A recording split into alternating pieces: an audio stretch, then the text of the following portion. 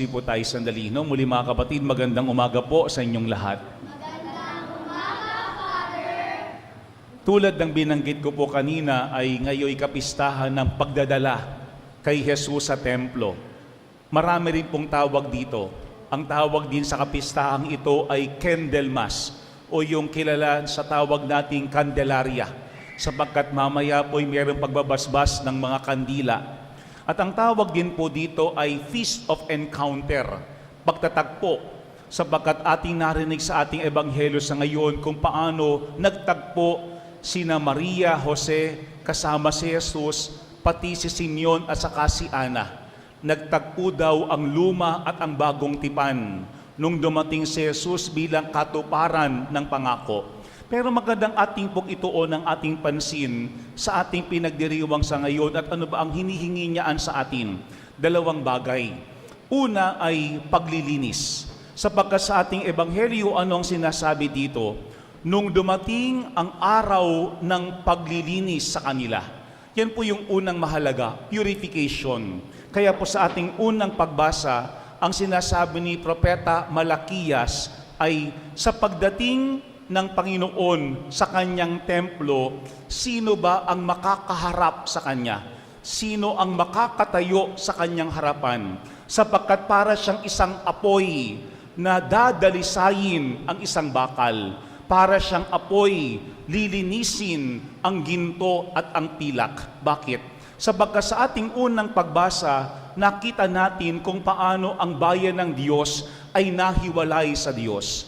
Kung paano ang bayan ng Diyos ay hindi na nagiging tapat sa Panginoon. Kaya kailangan linisin, kailangan dalisayin. Kaya ngayon pong ating ebanghelyo, ganoon din ang sinasabi nung dinala ni Maria saka ni Jose si Jesus sa templo. At kinalong ni Simeon ang batang sanggol. At ang sabi niya kay Maria, tandaan mo, ang batang ito'y nakatalaga sa ikakapahamak o ikaliligtas ng marami sa Israel. Kaya't mahahayag ang kanilang iniisip. Kasi daw kapag dumating ang Panginoon, parang apoyaan. Bilang apoy, kanyang dadalisayin ang lahat. Yung ating kaloob-looban, kanyang lilinisin at aayusin para tayo mismo ay makabalik sa piling ng ating Diyos. Ito po yung unang hamon sa atin. Ano ba yung kailangan linisin sa atin? Ano ba yung kailangan dalisayin ng Panginoon sa atin? Sapagkat ang paglilinis na ginagawa po sa ating ebanghelyo ay hindi lamang panlabas na paglilinis, kung hindi yung paglilinis ng ating puso, ng ating kalooban. At madalas ito ay hindi madali. Bakit? Sapagkat ang sabi nga natin minsan, meron tayong mga nakaagalian sa ating nakaraan na ating hirap-hirap iwanan o palitan na pag-uugali marahil o kaya pag-iisip. Pero tulad nga ng apoy, kapag dumating ang Panginoon, mahalaga ang pagdalisay ng Diyos sa atin para unti-unti tayo ay maayos, tayo ay mahubog, at tayo ay maibalik muli sa piling ng ating Panginoon. Yan po yung unang hamon sa atin, kabukasan. Kabukasan habang tayo ay dinadalisay ng Panginoon. Kabukasan habang tayo nililinis ng Diyos. Maganda po yung simbolo ng kandila. No? Kasi minsan, iniisip natin, pag tayo ay merong hawak na kandila, tayo ay nakagagabay sa ating kapwa. Pero ang sinasabi nga natin, kapag ating hawak po yung kandila, pati tayong may hawak, naliliwanagan nito.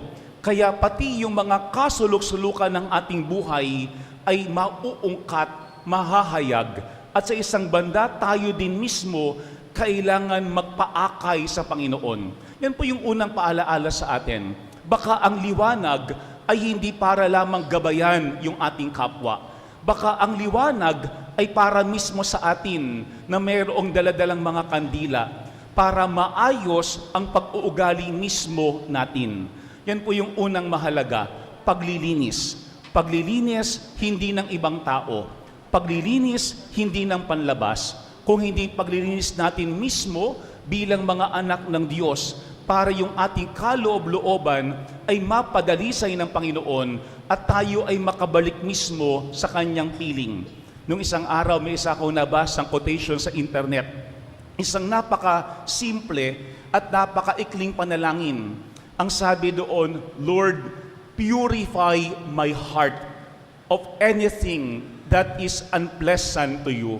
Lord, purify my heart of anything that is unpleasant to you.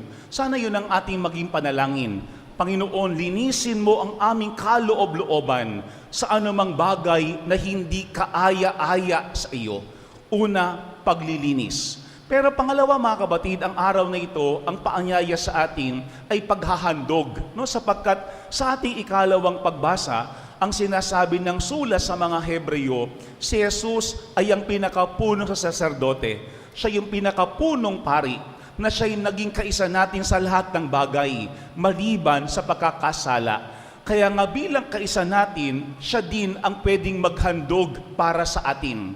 Pero bilang isang punong pari, si Jesus hindi lang mang naghahandog para sa atin, kung hindi siya mismo ang handog natin. Kaya nga yan po yung pangalawang punto ng pagdiriwang sa ating araw na ito. Sa ating ebanghelyo, ating narinig na si Maria saka si Jesus, saka si Jose, dinala nila si Jesus sa templo. At ang sabi dito ay iniharap sa Panginoon.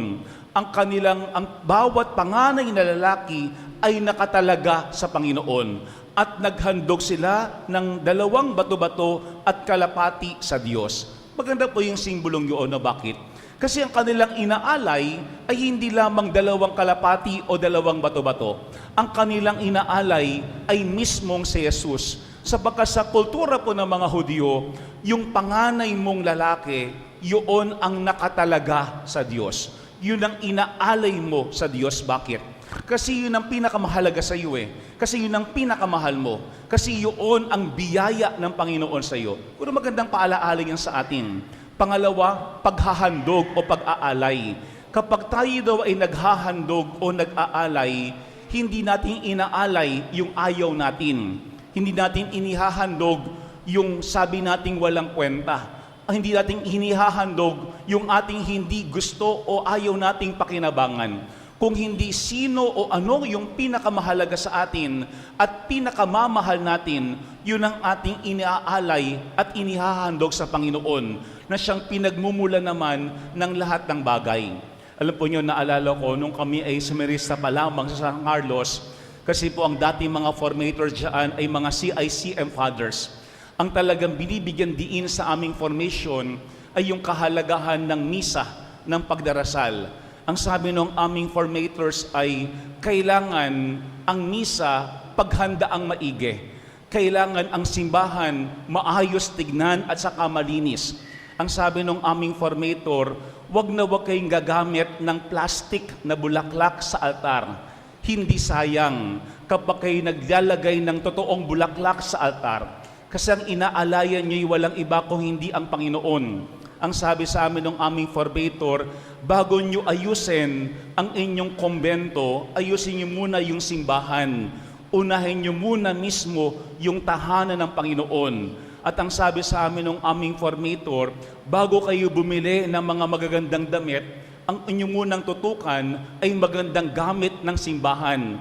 Kasi yan ang tanda ng presensya ng Panginoon. Kung magandang paalaala yan sa atin, we give our very best to God, pero hindi yan tungkol sa pera.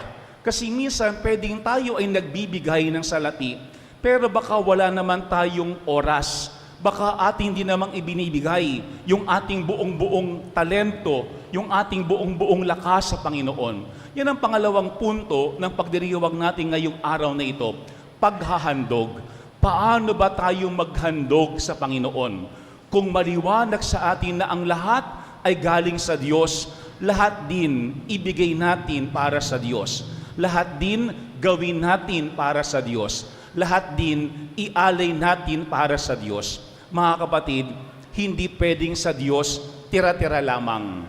Kasi kung sa Panginoon nagmumula ang lahat, yung ating talino, talento at kayamanan, ang lahat-lahat ng iyan ay dapat din nating ibalik sa Panginoon. Si St. John Paul II, mayroong magandang sinabi. Ang sabi niya ay, ayusin natin yung ating pamumuhay para ito'y maging kalugod-lugod sa Diyos. ayusin natin yung ating pamumuhay para ito'y maging kalugod-lugod sa Diyos. Siguro magandang ating pong suriin ang ating mga sariling pamumuhay. Kamusta ba yung ating pamumuhay? Ito ba ay maayos? Ito ba ay tuwid? Ito ba ay matapat?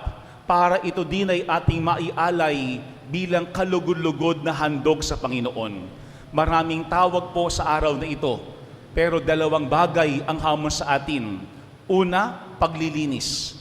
Sana habang tayo nililinis ng Panginoon, tayo mismo ay nananatiling bukas para maging dalisay ang ating puso at kalooban.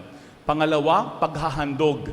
Kapag tayo ay nagmamahal, lahat ibinibigay natin, hinahandog natin. Pero hindi lamang yaan kayamanan, kung hindi pati yung ating panahon, pati yung ating lakas. Kaya ating ayusin ang ating buhay para ating maihandog sa Panginoon. Amen.